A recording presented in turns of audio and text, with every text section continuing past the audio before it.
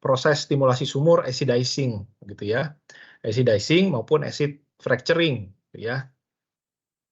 Yang mana memang ini kita lakukan di satu waktu yang singkat sebetulnya adalah waktu kita menginjeksikan acid ini, namun akan tetapi biasanya kita menggunakan tubing string yang sama seperti tubing produksi ketika injeksikan ini.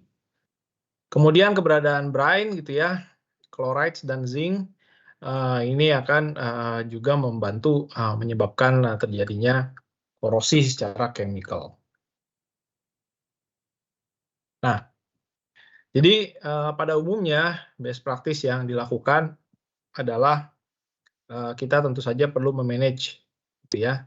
Jadi artinya khusus untuk korosi ini sendiri pun, ya di lapangan-lapangan yang memiliki risiko korosi yang tinggi, biasanya perusahaan itu akan menerapkan corrosion management strategy. Ya, artinya apa? Artinya di sini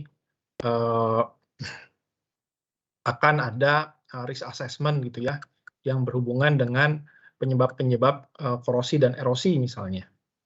Ya, kemudian perencanaan atau desain kompresi yang dilakukan di awal, ya sebelum sumur itu kita bor, itu sudah harus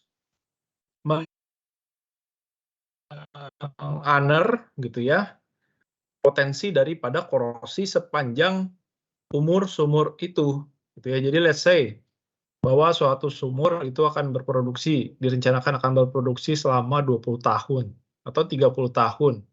Maka desain awal dari sumur tersebut, pemilihan material dari sumur tersebut, itu sudah harus memperhitungkan potensi korosi yang terjadi. Sehingga apa? Sehingga yang pertama, sehingga sumur tersebut akan memiliki integritas yang bisa terjamin sepanjang operasi produksinya, atau operasi apapun yang dilakukan di sumur tersebut, sehingga sumur tersebut tidak perlu dilakukan pekerjaan workover yang terlalu sering, gitu ya. Misalnya dalam rangka mengganti tubing atau mengganti packer yang bocor, gitu ya, dan lain sebagainya. Dan yang terakhir adalah agar apa? Agar sumur tersebut bisa beroperasi secara ekonomis tanpa adanya dengan kita meminimalisir resiko-resiko seperti ini. Ya.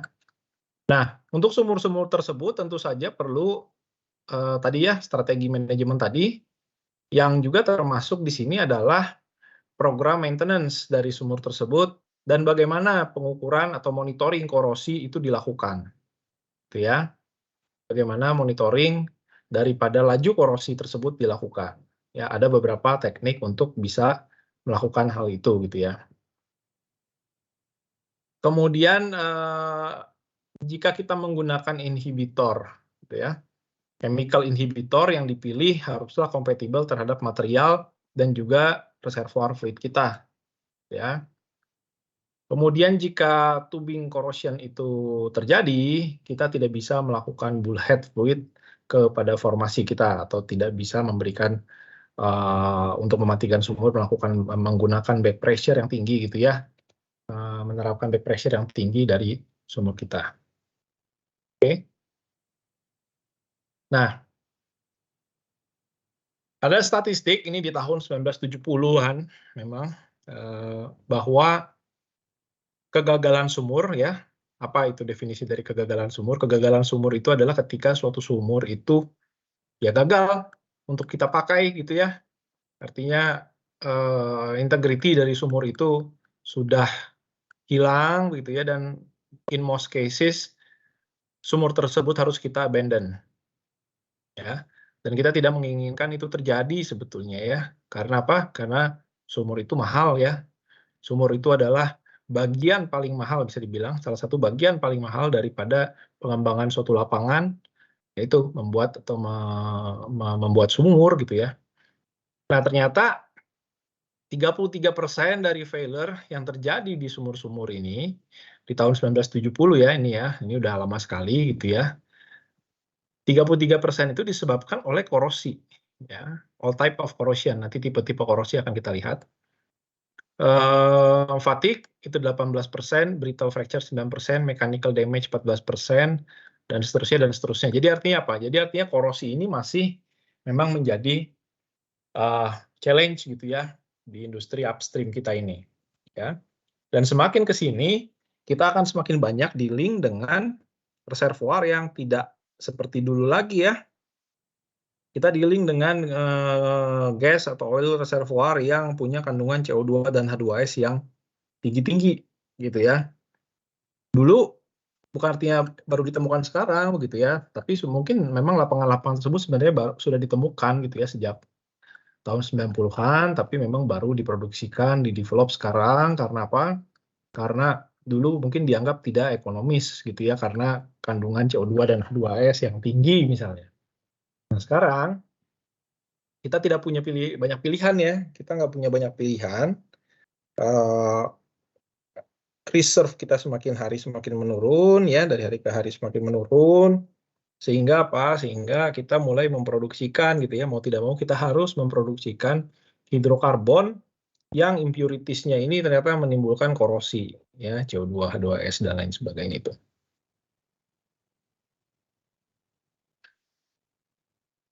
Oke. Ini kita skip saja. Nah, tipe-tipe korosi. Tipe-tipe korosi.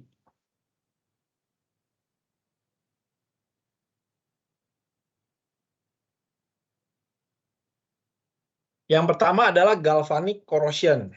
Nah, ini sebetulnya secara implisit sebetulnya sudah mulai terbahas kemarin ya di hari Jumat. Ada pertanyaan bahwa tentang apa perbedaan material yang digunakan gitu ya, misalnya di sepanjang tubing apakah boleh. Nah, kita perlu melihat ini ya, galvanic corrosion. Galvanic corrosion ini disebabkan oleh beda potensial antara metal yang berbeda. Metal yang berbeda ini berhubungan satu dengan yang lain ya, tersambungkan satu dengan yang lain. Ini bisa menyebabkan galvanic corrosion. Jadi, contoh misalnya, kalau kita mungkin logiknya seperti ini ya. Let's say kita punya sumur yang dalam ya. Oke. Adik-adik tahu semakin ke bawah temperatur akan semakin tinggi ya. Ya, let's say kita punya tubing seperti ini. Simpel aja ya, ada packer. Kemarin efeknya apa? Temperatur semakin tinggi, corrosion rate akan semakin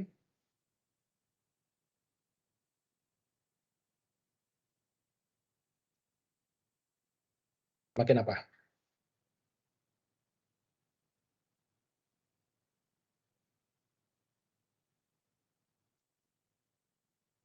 Makin kira-kira akan semakin tinggi juga ya. Ya, secara general temperatur tinggi, corrosion rate akan semakin tinggi. Di atas temperaturnya mungkin akan lebih rendah. Kemudian kita punya flowchart gitu ya, yang di hari Jumat kemarin, bagaimana kita memilih material. Artinya apa? Bahwa mungkin di bawah ini kita pakai material yang lebih bagus, lebih premium. Di bagian atas dari sumur kita, mungkin kita pakai tubing yang tidak berbeda gitu ya, supaya apa? Misalkan supaya murah. Logiknya masuk gitu ya, seperti itu. Nah, akan tetapi problemnya adalah menghubungkan satu jenis material tubing dengan material tubing yang lain, itu bisa menginduce atau menyebabkan terjadinya galvanic corrosion gitu ya. Menyebabkan terjadinya galvanic corrosion. Jadi memang hal tersebut biasanya kita hindari ya, penggunaan tubing dengan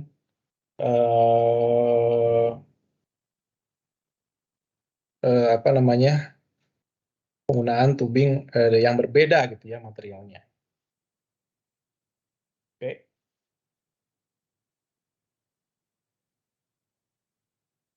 Ada pertanyaan dulu sampai di sini? Nah, yang kedua, tipe yang kedua adalah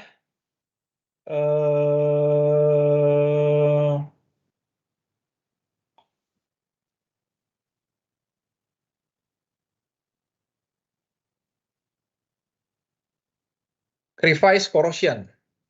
Ya, crevice corrosion ini adalah lokal electrochemical korosi yang terjadi di sekitar crevice gitu ya, yang mana si bagian ini tuh berkontak dengan fluida yang korosif, dan ini bisa terjadi dengan sangat cepat gitu ya, bisa terjadi dengan sangat cepat. Ada yang tahu crevice itu apa? Nanti kita akan coba lihat contohnya ya. Biasanya ini terjadi di mana? Di drat gitu ya. Adik-adik tahu drat?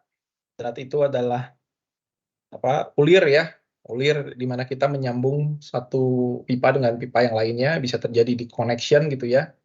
Dan daerah-daerah seperti itu. Yang mana biasanya ada celah, sedikit celah di situ, yang di situ fluidanya akan terjebak gitu ya, terjebak sehingga korosinya itu bisa terjadi secara lokal. Pitting itu seperti yang tadi ya, contoh pada CO2, yang mana itu adalah local attack. Ini bisa membuat lubang gitu ya di tubing kita atau tubular kita. Dan yang terakhir adalah stress corrosion. Jadi apa itu stress corrosion? Kita tahu bahwa tubing kita itu atau tubular kita itu punya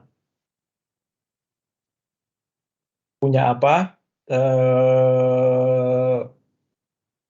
Ada kondisi stres gitu ya pada tubular kita, dan ditambah dengan environment yang korosif, maka bisa membuat seperti wrench mark gitu ya, karena dia tertarik misalnya karena tension, itu bisa membuat terjadinya korosi gitu ya sebagai akibat daripada stres. Kemudian erosion corrosion itu adalah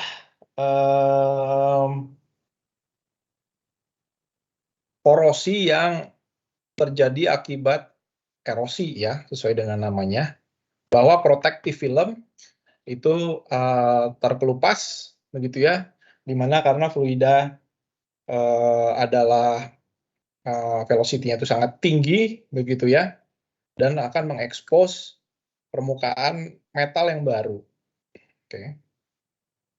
Kemudian ada hydrogen sulfide corrosion, dan ada juga hydrogen embrittlement. Nah, yang ini menarik.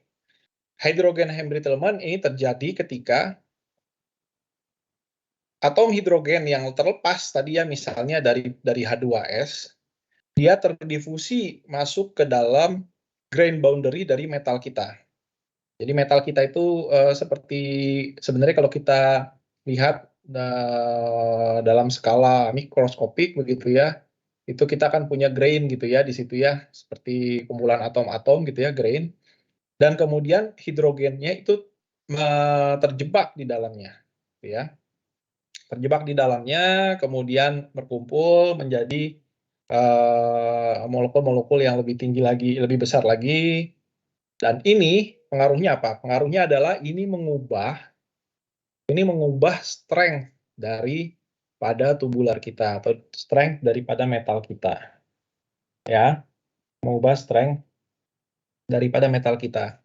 Yang mana metal kita itu menjadi lebih mudah retak gitu ya.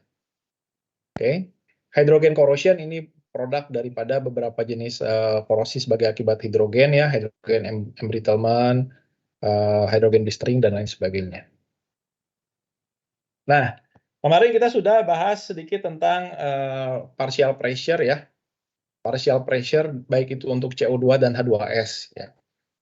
Jadi severity daripada korosi ya itu bisa kita representasikan atau bisa kita wakili oleh seberapa besar CO2 partial pressure yang kita miliki. Sebagai contoh misalnya, pada umumnya ketika partial pressure daripada CO2 itu adalah 0 sampai 3 psi, dia very low gitu ya. Penggunaan krom itu mungkin tidak diperlukan gitu ya. 3 sampai 7 psi marginal untuk penggunaan krom. 7-10 PSI itu medium to serious problem, dan lebih dari 10 PSI itu severe problem, dan membutuhkan corrosion resistant alloy even untuk penggunaan dalam waktu singkat, gitu ya. Even untuk penggunaan dalam waktu singkat.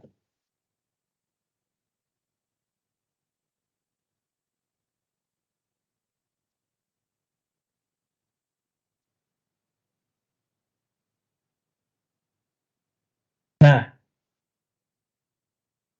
partial pressure seperti yang saya sampaikan sebelumnya adalah mole fraction dari suatu gas ya dikalikan dengan total pressure-nya. Jadi kalau CO2 mole concentration itu adalah 1%, tekanannya adalah 200 PSI, maka partial pressure-nya adalah 0,01 kali 200 adalah sama dengan 2 PSI. Oke. Nah, kita lihat ini beberapa ilustrasi ya. Beberapa ilustrasi, ini contoh CO2 corrosion, yang mana ini adalah local attack pada 7 inch production tubing. Nah, bentuknya kira-kira adalah seperti ini gitu ya. Dan bisa dibayangkan kalau misalnya bagian ini tersapu oleh fluida velocity, ya itu akan terkelupas, terbentuk lagi seperti ini, terkelupas lagi, terbentuk lagi seperti ini, terkelupas lagi, dan lama-lama menipis, dan bisa jadi bolong gitu ya. Pada kondisi paling parahnya itu menjadi bolong. Nah, kita lihat di sini corrosion rate ya, dalam unit millimeter per year dan dalam unit mil per year. Effect of CO2 partial pressure on corrosion rate. Jadi ini ada beberapa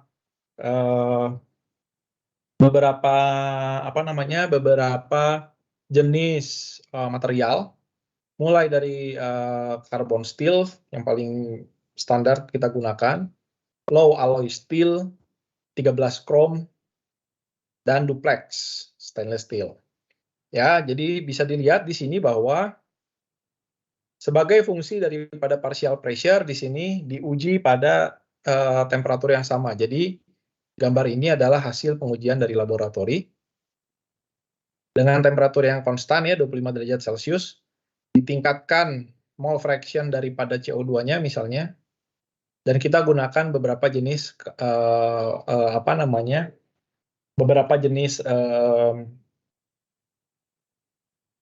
material, dan kemudian ini seperti direndam gitu ya, atau dialirkan, yang mana di sini juga ada kandungan garam atau NaCl ya, sekitar 3,5%. Kita lihat bahwa corrosion rate untuk carbon steel semakin lama akan semakin meningkat gitu ya, dengan keberadaan CO2. Jadi adik-adik bayangkan, jika partial pressure CO2-nya itu sekitar 2 megapascal, ya, pada suhu segini saja ya, 25 derajat Celcius, which is suhu ruangan, corrosion rate yang dihasilkan itu adalah sekitar 5,5 mm per tahun. Ya, 5,5 mm per tahun itu akan habis gitu ya oleh korosi. Sedangkan wall thickness kita gitu ya, daripada tubular kita itu berapa sih? Mungkin ordernya adalah sekitar 0,3 inch, 0,4 inch gitu ya, atau sekitar 1 cm gitu ya. Jadi bisa kita hitung bahwa dalam sekian tahun, jika kita menggunakan carbon steel untuk kondisi ini, maka ya habis gitu ya, habis dimakan oleh korosi ini ya. Oke. Kemudian kita lihat bahwa oke, untuk duplex stainless steel itu tidak ada korosi sama sekali. Jadi dari sini yang bisa kita lakukan apa? Kita bisa memprediksi kira-kira bahwa berapa tubular kita itu bisa bertahan dengan material tertentu ya. Tubular dengan material tertentu ini untuk kondisi sumur kita itu bisa bertahan berapa lama. Gitu ya. Nah, kemudian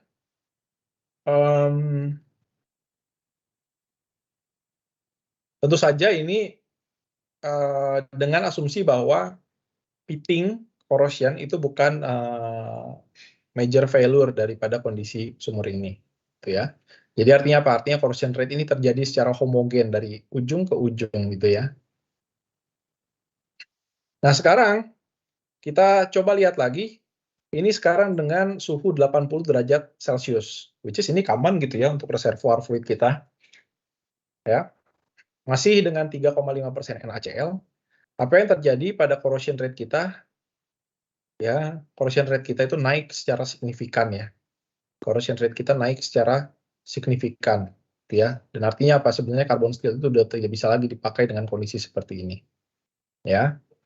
Nah, tapi perlu kita ingat juga bahwa seperti yang saya pernah sampaikan sebelumnya, harga daripada tubular dengan material yang berbeda-beda ini ya, bahwa untuk chrome 13, harga tubular itu 2 kali sampai 4 kali dibandingkan dengan low alloy steel.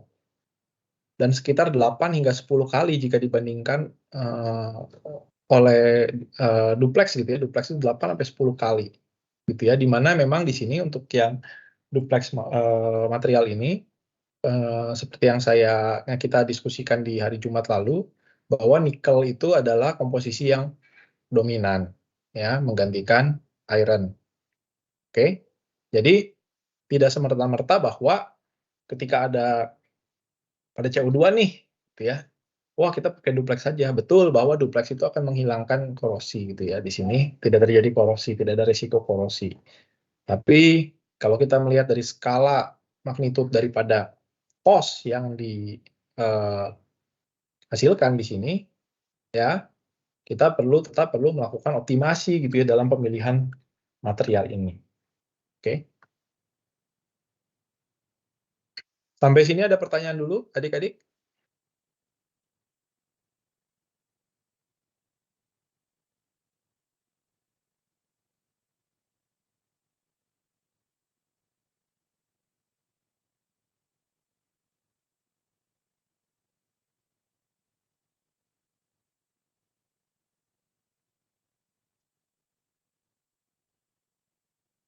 Belum ada pertanyaan?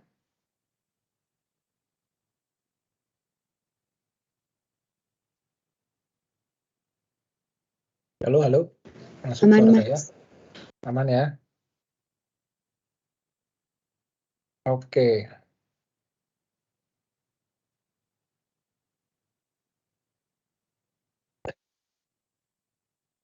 Nah, kita lihat ini ya, contoh severe corrosion gitu ya. Jadi betul gitu ya bahwa bolong ya, habis ya tubingnya ya. Tubingnya habis ya di sini ya. Kalau kita lihat di sini, oh kok cuma satu sisi gitu ya. Nah, satu sisi kenapa? Karena tubingnya itu bersandar kepada casing.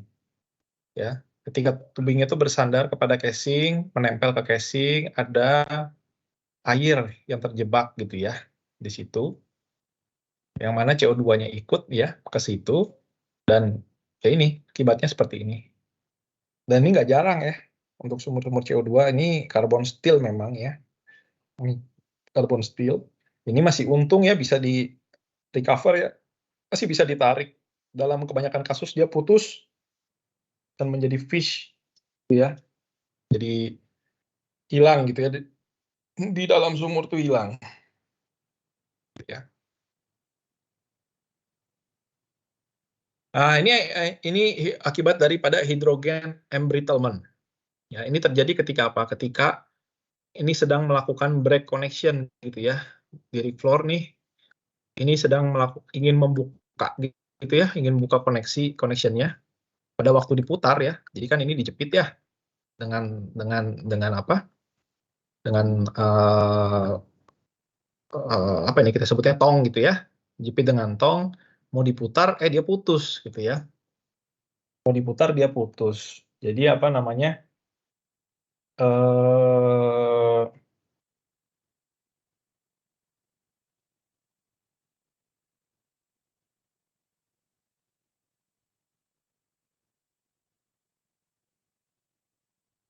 jadi ini apa namanya, tidak terprediksi ya, tidak terprediksi gitu.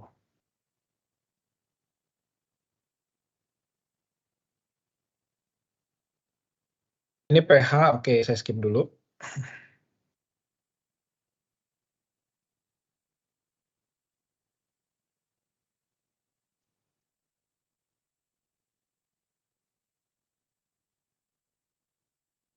Nah, ini korosi-korosi yang menyebabkan pipa-pipa ini menjadi lebih lemah gitu ya. Jadi lebih lemah. Nah, kemudian tadi ya unit yang kita miliki milimeter per tahun atau mils per year itu tidak menjadi indikator yang baik. Misalnya memang jika metal loss kita itu terjadi pitting gitu ya. Kemudian chloride stress cracking ya. Jadi ini dimulai sebagai scratch gitu ya. Ya, dan crack itu akan terbentuk mengikuti dengan alur daripada grain boundary. Jadi kalau adik-adik lihat ya, di sini ada kelihatan ya. Itu tubular kita tuh seperti ada grain boundary ya. Kenapa coba? Kenapa bisa seperti ini? Karena pada proses pembuatannya sebetulnya kita menggulung gitu ya, menggulung metal untuk menjadi bentuk seperti ini gitu ya. Jadi ini caranya seperti itu ya. Kemudian stress sulfide corrosion. Stress sulfide corrosion ini terjadi ketika ada stress dan ada sulfide, tentu saja ya. Jadi terjadi ketika apa? Ketika metal kita ini pada mengalami tension dan terekspos kepada H2S dan water. Ya, terekspos kepada H2S dan water. Yang mana ini atomik hidrogennya terbentuk. Hidrogen seperti tadi ya, ada proses embrittlement juga di situ bahwa hidrogen akan masuk terperangkap di antara grain dari metal kita dan menurunkan ductility dari metal kita. Nah, jadi ini terjadi di mana nih? Terjadi di tubing ya, tubing yang mengalami tension, gitu ya. Tubing yang mengalami tension. Oke, ini kita sudah lihat, sudah familiar semua.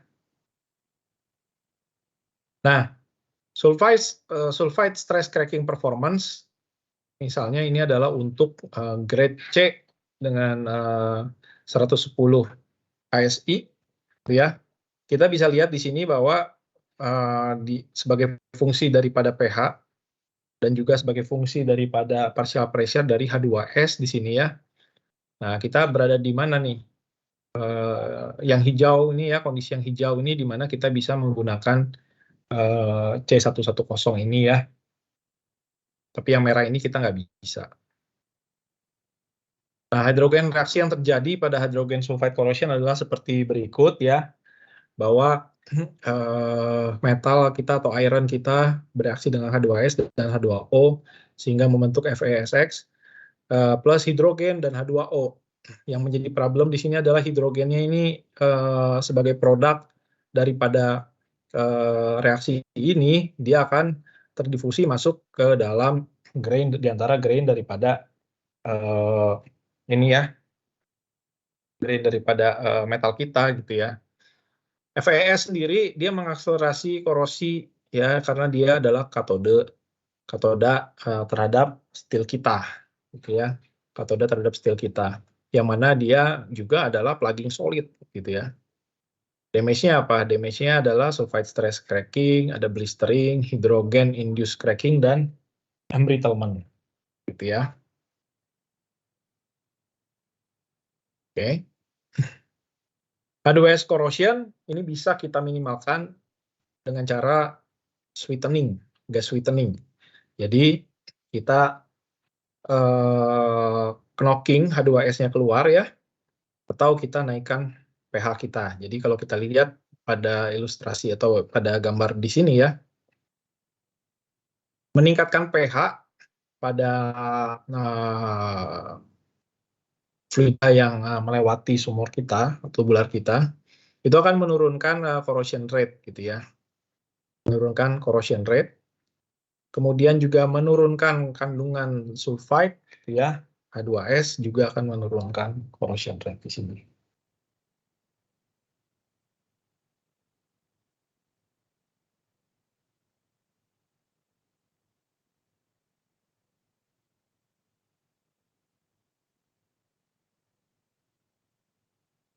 Nah, domain diagram untuk super 13 chrome gitu ya.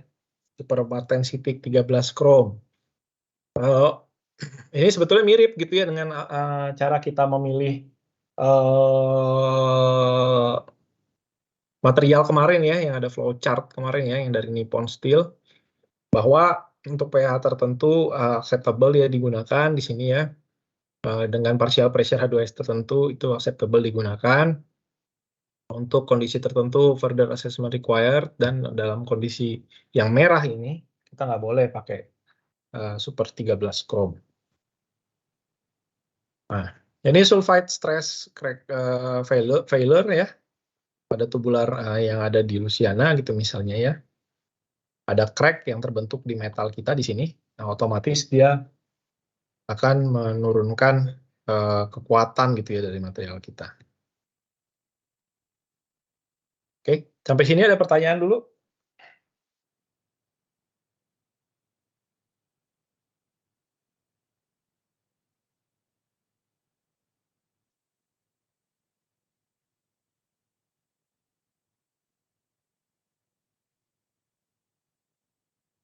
Belum ada, Mas.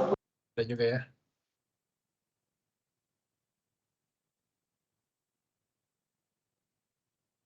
Kita lanjutkan ya. Crevice corrosion. Nah, ini yang tadi ya. Ini adalah kalau kita langsung lihat aja ya contohnya. Nah, ini yang saya bilang ya, yang saya sebutkan tadi. Ini adalah seal crevice corrosion.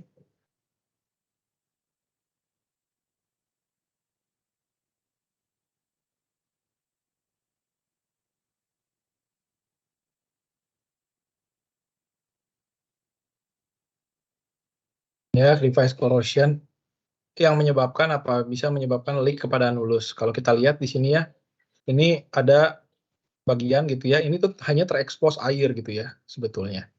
Ya, terekspos air. Kemudian kita lihat bagian yang ini. Ya, ini mengalami korosi. Bagian yang ini juga ini ada water yang ketrap gitu ya di sini ya. Ini salah satu bagian decoupling sebenarnya ya.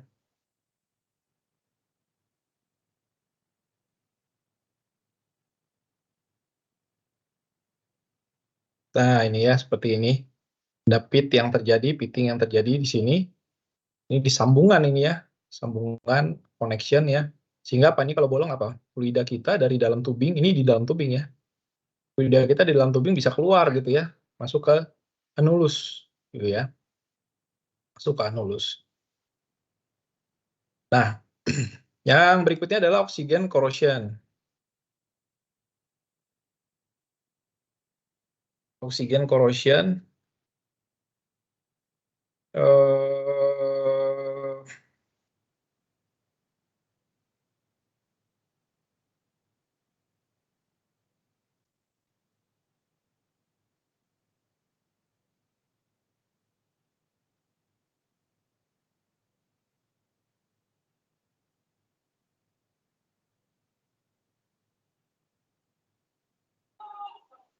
bentar ya.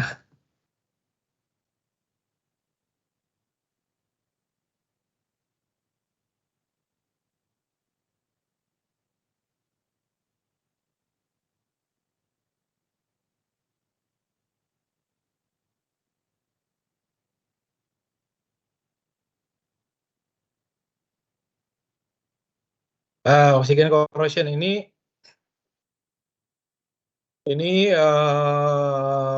juga terjadi gitu ya ketika misalnya apa tadi contohnya adalah seawater ya yang kita injeksikan gitu ya. Masih ada kandungan oksigen gitu ya. Jadi ini cukup common pada proses ada sumur-sumur injeksi gitu ya untuk oksigen ini. Jadi oksigen di surface water, itu 10 ppm gitu ya biasanya ya. Di mana apa namanya kandungan oksigen yang sedikit saja memang membantu terjadinya korosi gitu ya. Oke, kita ambil break dulu ya sebentar ya 5 menit ya.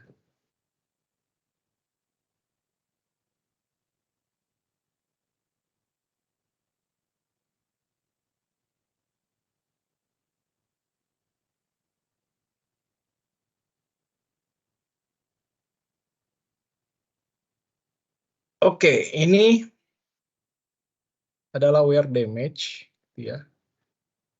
Sebentar, sorry. Ini ya. Yang terjadi pada apa namanya, sebagai akibat daripada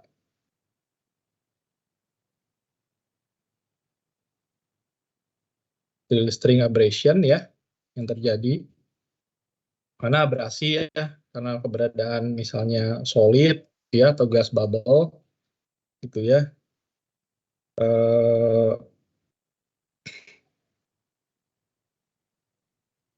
liquid droplet gitu ya, bisa meningkatkan korosi gitu ya di sini. Yang mana ini mengkikis apa namanya, protective oxide ya atau protective film pada tubular kita. Kemudian ini adalah velocity range ya, di mana memang ada nilai velocity tertentu yang mana kita bisa memprevent erosion. Tentu saja ini sudah kita bahas ya di hari Jumat lalu bahwa kita punya erosional velocity ya. Kita memiliki erosional velocity. Jadi kita mendesain tubing velocity ya seperti ini. Kemudian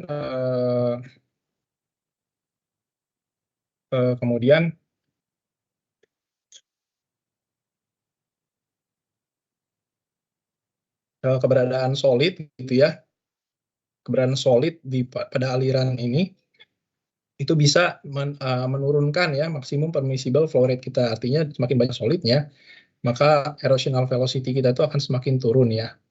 Dan kita tidak boleh mengalirkan fluid reservoir kita dalam kecepatan yang signifikan. Ini yang kita bahas ya di hari Jumat lalu. Jadi ini menggunakan erosional velocity menggunakan API equation 14E.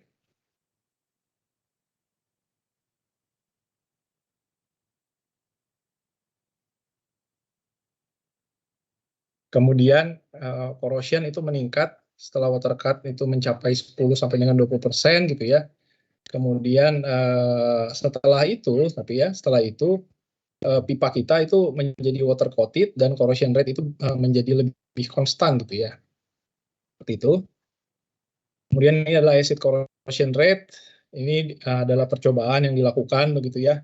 Di mana di sini pipa krom dengan inhibitor ya, dengan inhibitor itu tidak ada apa namanya korosi yang signifikan begitu ya.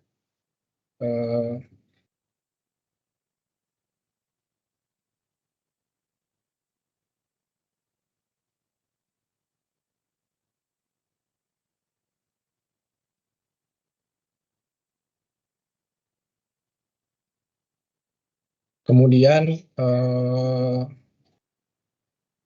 kemudian apa namanya 15% HCl ya,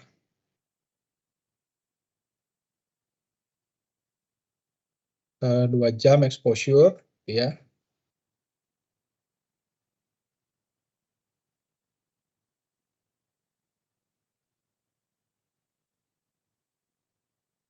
Kemudian apa namanya, ini adalah pit development gitu ya. Nah, welding gitu ya, welding juga adalah hotspot kita.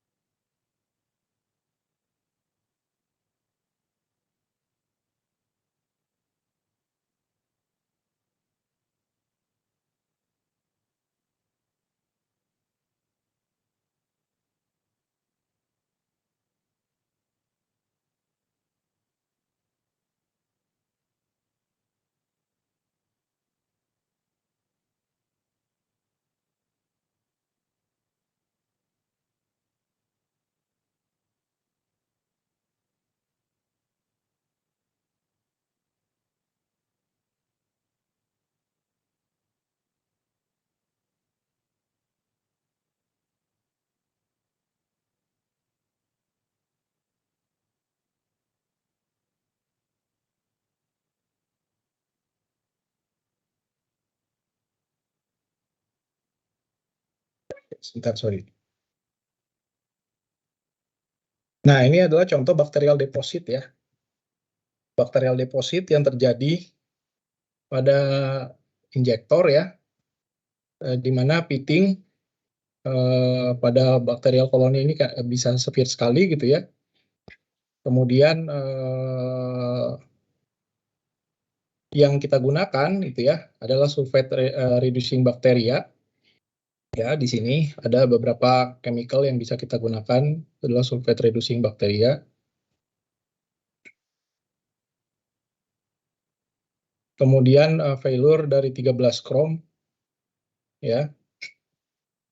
Kita coba skip dulu ya ini. Ini ada korosi-korosi ya yang terjadi gitu ya ketika kita coba visualisasi kan di sumur kita.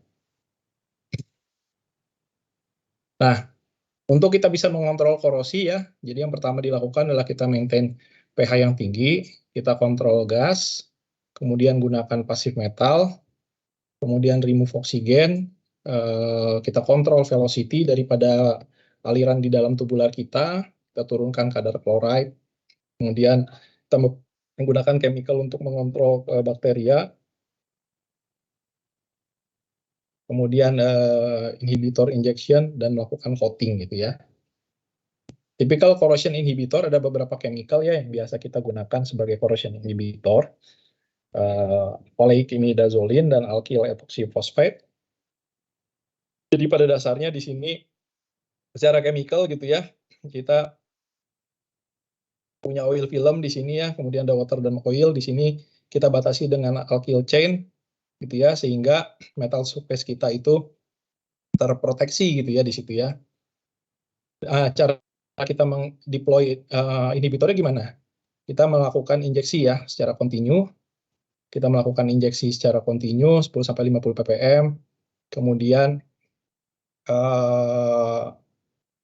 di sini kita pompakan gitu ya inhibitor kita ke dalam sumur kita gitu ya. Ini bisa dilakukan gitu ya. Jadi ini dari surface kita injeksikan ke tubing kita gitu ya.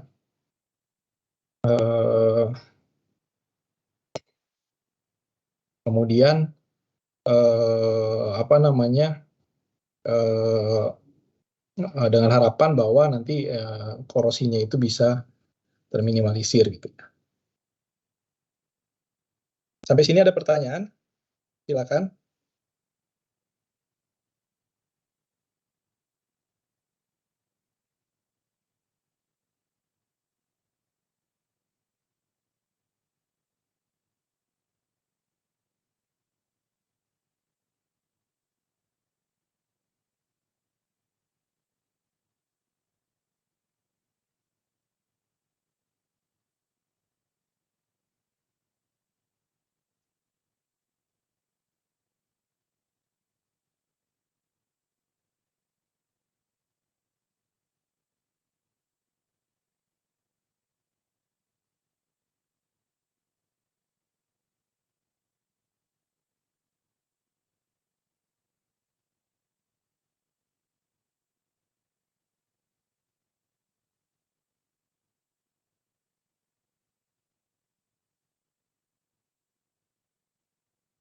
Nggak ada pertanyaan sampai di sini?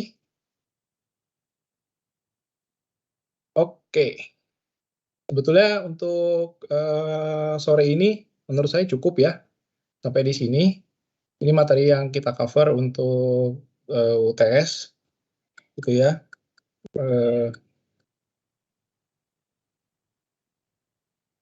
Kemudian apa namanya?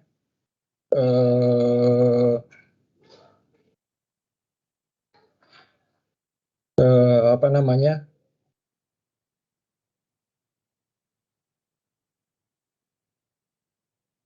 Ini yang kita akan juga pakai ya untuk nanti UTS ya, bahan ini yang nanti saya akan upload. Oke, ada pertanyaan sampai di sini? Silakan.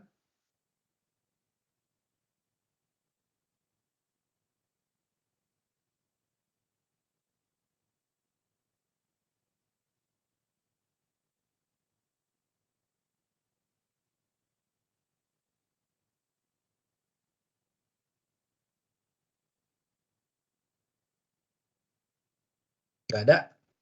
Absennya jangan lupa diisi ya.